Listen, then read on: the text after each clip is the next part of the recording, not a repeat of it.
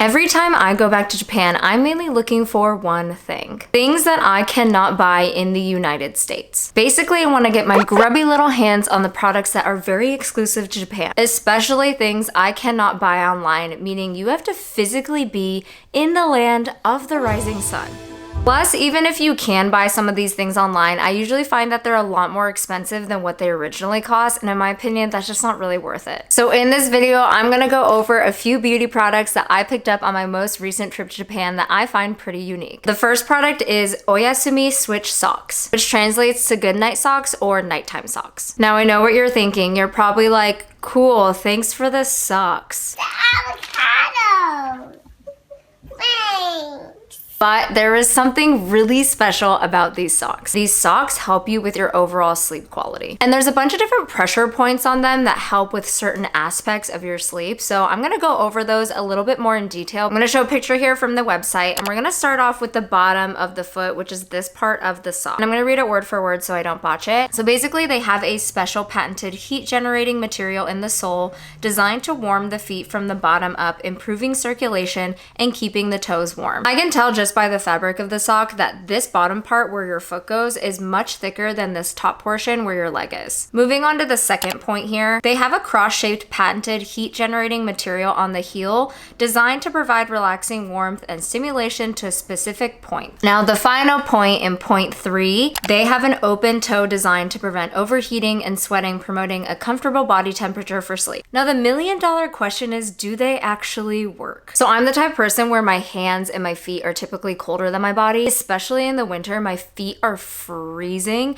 and so when I put these on, they felt really warm, but the catch was that they weren't super uncomfortable. I wasn't overheating, I wasn't sweating, and this like open toe part of the sock really does help and make sure you're regulating your body temperature so I'm not like overheated and like really uncomfortable. One thing I remember when I pulled them out of the package was like, why are they so tall? I'm 5'1", so I was like, are these gonna like go past like my thighs and be like these little like pantaloons that I wear in the middle of the night? Especially because in the winter I do wear PJ pants, and so I wore these under my pants, and I will say they were not a problem at all. They were barely noticeable. They never bunched, they never fell off. I'm a very like highly sensitive person. I can't sleep with jewelry on, I get very like irritated, and the fact that I was able to wear socks all night and them not bothering me at all was honestly such a surprise to me. Now what about sleep quality? So I typically already get good sleep as it is, as like a baseline, but wearing these and checking my aura score, my sleep never went any lower. I maintained my good sleep score or higher every time I wore these socks. So I kind of experimented to see if they ever bothered me or ever helped me, you know, fall asleep faster, and honestly there was no disruption. So I really would say like they do work, and I think they're a really fun item to buy. They do have them in other colors, so next time I do want to go and get more, you can easily wash these. You can put them in the washer. I don't put them in the dryer because I'm just like nervous they're gonna shrink, and I like the size that they're at right now. I'll make sure to put all the product names down below in my description. You can buy these at any drugstore. I went to Matsumoto Kiyoshi. They also have them at Sundrug, and I bought them for about $17. Next up is my Yaman hair removal device. Now this is a home use IPL device for hair removal, and what this does is it uses light pulses to target hair follicles, and then it reduces hair growth over time. I was so tired of going in office all the time to get it done, and it is pretty expensive, so I wanted to find a more convenient, cheaper alternative solutions for like my larger areas, especially my legs, because like summertime is right around the corner. I've heard really good things about this Yaman brand, and so that's why when I went over to Tokyo, I went immediately to Big Camera to go to the Yaman section to talk to one of the reps there. Now this is one of my bigger purchases at $400, so I say this is a little bit pricier. Let me tell you whether or not it works. First, let's go over how to use it. It was really great because after my purchase, they did give me an English version of a manual. Again, I am Japanese, but my Japanese isn't super strong, so it was nice to get an English version. Now this is super easy to use because there's only 2 buttons on them. I turn it on, I choose a level from 1 through 5, press it up against my skin and hit the flash button. I don't feel anything from 1 to 2, but 3, maybe I feel a little bit more. 4 to 5 can get a little spicy. Like I was like, oh my gosh, this has a lot more oomph than I thought it would, but I'm not gonna lie, I kind of like it when it hurts, you know, hurts so good because you're like, all right, this is actually doing its thing. It also does come with other attachments, so you can put like a smaller area on and you can just kind of like snap it.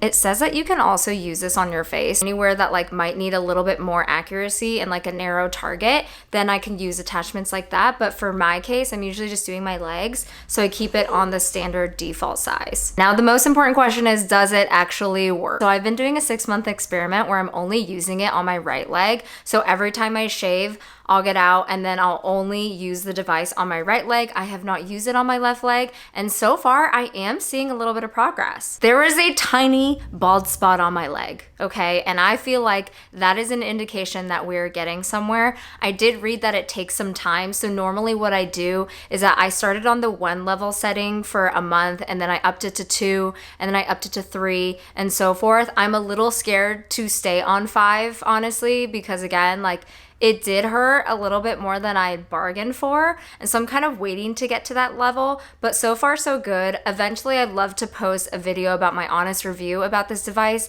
and being able to show like before and after pictures, so stay tuned for that. The next product is called Basukurin, which translates to bath clean, and it's basically a bath additive. What it is it's a powder that you put in your bath. Now, there's a lot of bath additives in Japan that you can buy, from like bath bombs to bath salts, and this one's a bath powder, but there's something really special about it, and it's the scent. You cannot find these smells here in America, trust me. There's a ton of different scents that they have, but the one that I'm obsessed with, I grew up with, it reminds me of Japan, the smell is just so unique, is this green one that I have. So it comes with like a little scoopy thing, and once you throw that powder into your bath, it will turn your water green. Don't be scared, it's not like a Shrek green or like a scary, slimy, radioactive green. Like, it's a pretty calming green, so don't be freaked out by that, because all you need to care about is the smell. I am telling you, I wish I could like bring the smell to you through the camera here, because that is what you are buying. It literally smells like you're in an onsen in the woods in Japan. I'm not kidding you, it warps you into a different place when you're in your own bathtub at home. It's a smell that you find so unique to Japan that you cannot get here. So I am telling you, please try this out, because I don't see anyone talking about this. The product suggests not to wash this off after you bathe in it, but like for me, the process of like my bathing ritual is a little bit different than what they do in Japan, because in Japan you typically take a shower first and then you get in the bath and then you're done. At least for me, like I take a bath and then I'm gonna go wash my hair after, so I don't think you need to follow their directions to a T. They're saying that like the minerals in the powder and leaving it on your skin is a better benefit. However, I will say I have not done that in the past, but maybe I should definitely try that. I will also recommend the yuzu scent, because that again is very unique to Japan. It's a very Japanese kind of like flavor. I like literally just like, I get tingles just thinking about yuzu and thinking about like onsen smells. So basically, if you leave Japan and you want to get a little taste of it again at your own home, highly recommend you bring this back with you. You can find any of these in drugstores. If you can't find them, I highly recommend asking like a sales clerk at one of the drugstores for Basukurin, or like just showing them a picture of it, and they'll be able to direct you in the right place. The next product is Fujiko Eyebrow Tint. So this is an eyebrow tint that you add to your eyebrows to give it more color. The only thing I don't know is how long this actually lasts. It definitely is not permanent, that's for sure. I just started using it a few days ago, so I'm not sure how long it will last. The only thing is, the more you wash your face, the more of it will come off. So I could see myself using it more before like a weekend trip or like a vacation, and then by the time I come back, I think the pigment will be a lot softer. So I saw this product at Canmake, and I immediately got it because here in California, eyebrow tinting is banned from salons. So as soon as I saw this, I was like, yes, because there might be a more convenient, cheaper solution than me having to get the sun every single time. Now, how to use this, it's really simple. I just cleanse my brows, let them dry, and then I put some Vaseline around the edges of my eyebrows to make sure that it didn't stain my skin. And essentially, I added this solution onto my brows, and it's kind of like a brush. I would take it out of this, but I do not want to stain my beautiful Parisian rug and my couch and get like brown goop on it. I would literally never forgive myself. And then I waited 5 minutes, and then I peeled it off. Was I afraid my eyebrows were going to peel off? 100%. Did they peel off? No, thankfully, because I do not think I could pull off the no brow look. Like I'm just not like couture enough. Now the real question is, does it work? So far I did notice a difference, especially in the tail area. I'm gonna try and put in a before and after picture of my brows here so you can kind of see the difference. I don't think I'm using it to its maximum potential because I'm still trying to perfect my method. When I first did it, I was really scared to use a lot of product because I was literally afraid that I was gonna be bald in my eyebrows. And so I used a very little amount. I need to go in with a heavier hand, add more product because then one, it'll help me peel off the product more from my eyebrows. And then I need to keep it on longer than 5 minutes. So I'm gonna shoot for 10 minutes next time because I really do like a more heavier pigment on my brows. Some people like a softer look and they only want a little bit, and I think 5 minutes is enough. The instruction does say like a max of 10 minutes, so I've yet to use that. Again, you can pick this up at Cosme and I have it in the shade Chocolate Brown. Last one is a combination of products, and I cannot believe American brands don't have this, and this is for the pre and post mascara products, specifically mascara primers and mascara removers. First one, I know I'm gonna butcher this name because I cannot figure out for the life of me how to pronounce it, so if anyone knows, that would be so educational for me, and that is the Majolica Majorca Lash Keeper. Majolica Majorca? I was trying to translate it back into Japanese and I don't even know how to say this in Japanese. Majolica Majorca? Why that sounds Spanish? Because of my straight Japanese lashes, I have tried so many primers from Korean beauty ones to other Japanese ones, and they have just never worked. It's either one, they leave this like clumpy, crusty, dusty, clear cakiness on my lashes before I put mascara on, or they just like don't go on very smoothly and seamlessly. And I'm telling you, this one has been the cleanest one so far. The applicator is just perfect, and every time I curl my lashes, I could literally see them holding my curl. Also noticed that in the past with mascara, over time my mascara would start to drool like under my eyes a little bit, and I swear this product has helped completely avoid that, so much so that I don't even wear waterproof mascara anymore. So when it's time to remove my mascara, I use the Canmake mascara remover. One thing I will say is this one does not have to be the brand Canmake. I also hear that Heroin makes a very, very good mascara remover as well, so I would say like any of those work. Basically what I do is I apply this right before I'm going to put on my oil cleanser. So if I have a full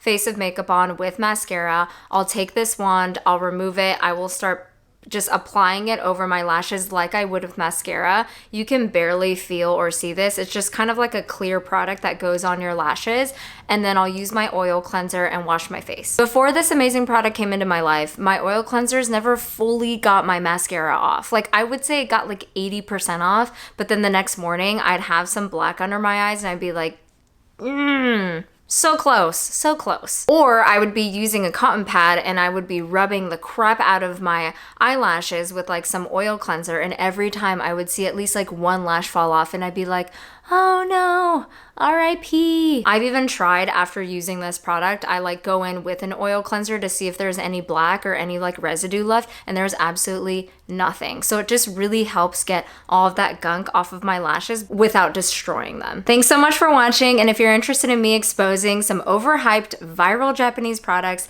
then watch this video next.